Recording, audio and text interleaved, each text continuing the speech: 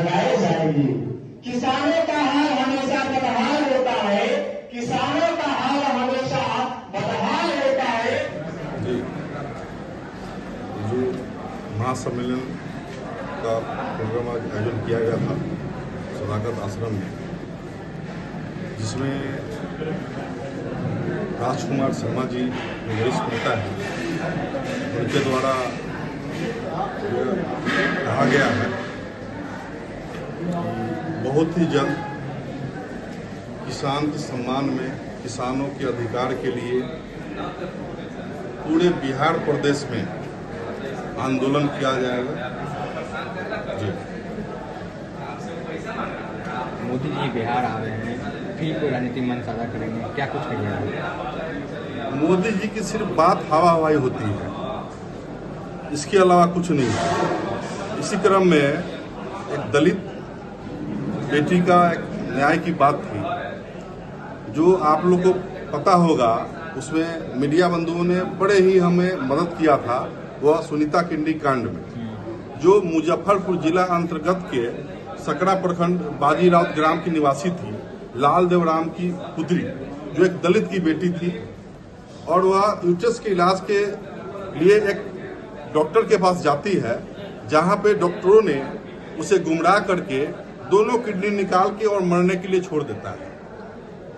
और उसके न्याय के लिए, उसकी मदद के लिए जब कहीं से कोई नहीं लोग आते हैं, चाहे कोई राजनीतिक दल हो के लोग हो, चाहे वो वहाँ का कोई विधायक हो, चाहे सांसद हो, कोई आगे नहीं आया। फिर हमें जब जानकारी मिली, हमसे जो मदद मांगा गया, तो हमने वह दलित की बेटी के लिए मैं अनिश्चितकालीन धरना 7 सूत्री मांगों के लेकर सकरा रेफर अस्पताल के प्रांगण में 296 दिनों तक मैंने धरना दिया था, जिसमें हमने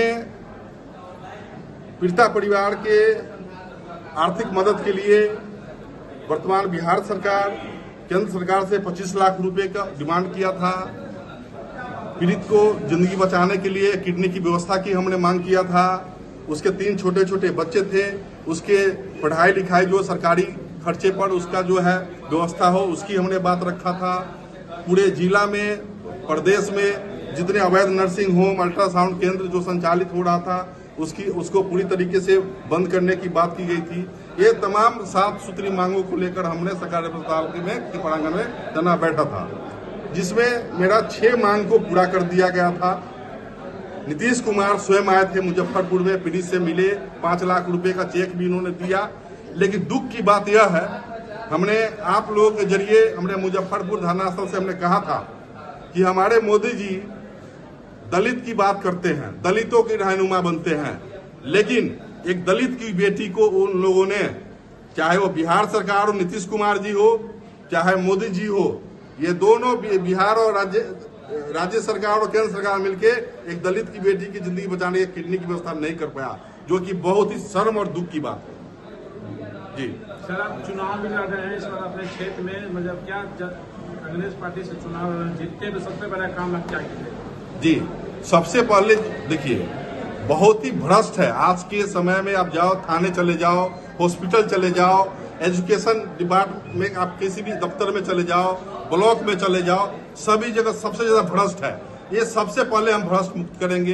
रोड रास्ता जो है, जहाँ भी जो खराब है, जो 15-15 साल से जो रोड खराब है, लोग जो है वहाँ पे जो नेता जो आते हैं वहाँ पर, वो जो है कागज पे जो बिल बना देते हैं 5 करोड़ 10 करोड़ का, और रख लेते हैं घर में, और रोड 15 साल से वही है। तो इन सब चीजों पर काम किया जाएगा।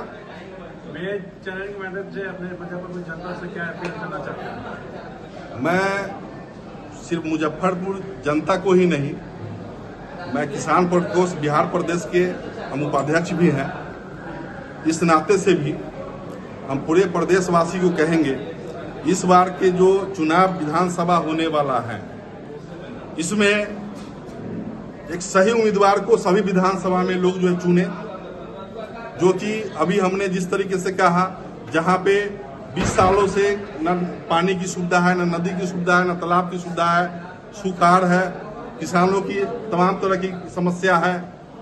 तो इन सारी चीजों को देखते हुए एक सही उम्मीदवार को देखें और वोट करें। क्या लगता है कि 10 महीने का जो आपने संघर्ष किया, उसका नतीजा चुनाव में मिलेगा?